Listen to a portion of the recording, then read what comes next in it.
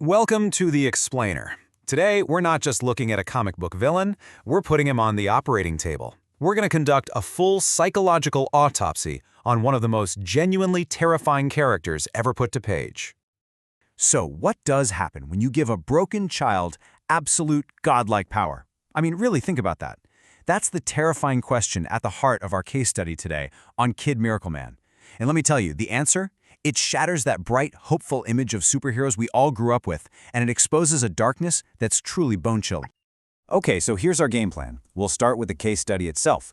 Who is Kid Miracle Man? Then we'll dissect his fractured psyche, trace the anatomy of his malevolence, figure out why he's the ultimate failed Superman, and wrap up by deconstructing the whole sidekick archetype he represents.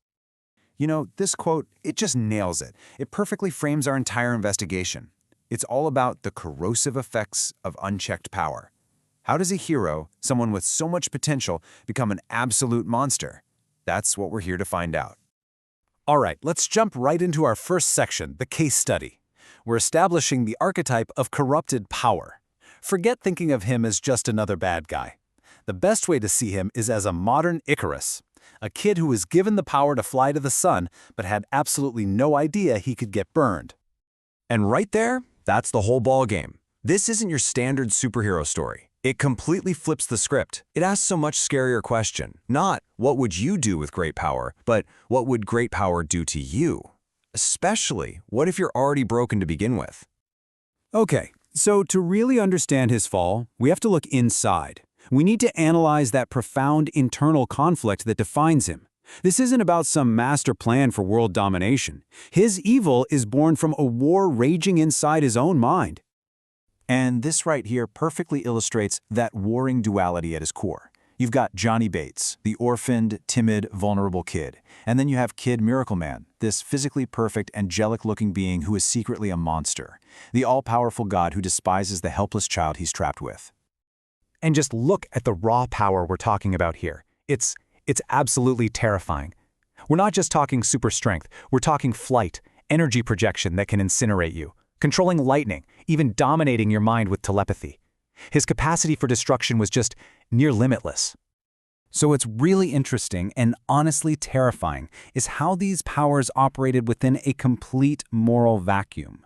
You have this fundamental split, right?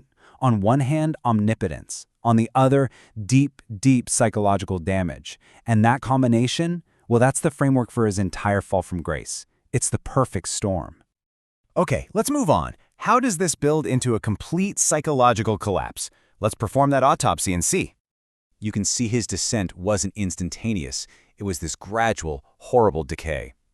It all starts in the 50s. He's the innocent sidekick. Then, the catalyst, a nuclear blast. He survives, but he thinks his whole superfamily is dead. And this is the kicker. He's trapped in his superform, totally alone and unchecked for 2 decades. That isolation is where the real poison sets in. And this is how it all snowballs. This shows how his motivations weren't separate things, but a chain reaction where each sickness fed the next. It starts with festering trauma, this intense self-loathing. That turns into a profound contempt for regular humans. Then comes the sadistic boredom. Violence just becomes a way to pass the time. After 20 years with no consequences, his morals are completely gone. So when Miracle Man comes back, bam! It triggers his violent need to prove he's number one. So you see, the crucial point is that his evil is so terrifyingly mundane in its origins. He isn't driven by some grand diabolical design. It's just the pathetic and frankly terrifyingly human impulses of a damaged kid, but a kid given infinite power to act on them. So we've established the psychology. Now let's analyze his broader philosophical meaning.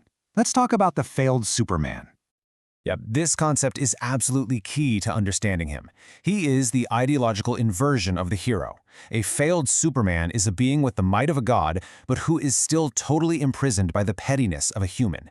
He has the power, but he completely fails to achieve any kind of true transcendence. And his failure? You can really break it down into 3 core weaknesses that he just never gets past. First, he never overcomes his own flaws. He's totally trapped by vanity and ego. Second, that ego becomes his Achilles heel. He's undone by his absolute belief that he's superior. And third, the power he wields is primal. It's not transcendent. It's just an untamed elemental force. Now what's really interesting here is this clear distinction between his kind of raw, primal power and a truly evolved consciousness. His power is tiger-like. It's untamed, it's elemental, it's all ego-driven tyranny. It's not controlled or creative. It's just a soulless consolidation of power, not the creation of new values. And this quote, it just says it all, doesn't it? One can wield the power of a titan, yet remain just as small as a man. That brilliantly illustrates the absolute nature of his philosophical failure. All that power, and he's still just that little kid inside. Okay, for our final section, let's zoom out and place him in a bigger literary context. Let's deconstruct the sidekick.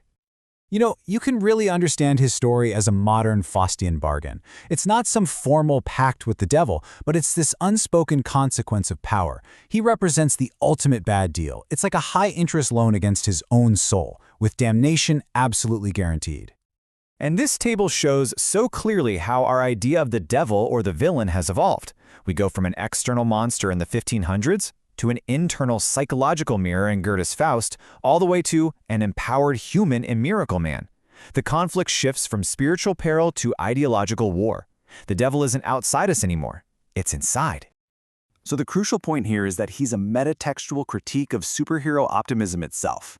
By completely inverting that innocent sidekick trope, his story basically weaponizes our own nostalgia. It takes that simple good versus evil idea we love and uses it to tear down the genre's simplistic moral assumptions.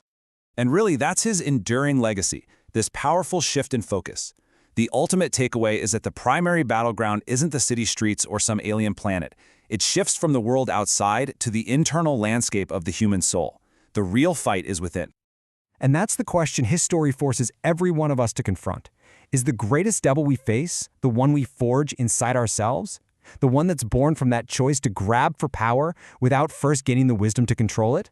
It's a chilling and absolutely timeless warning.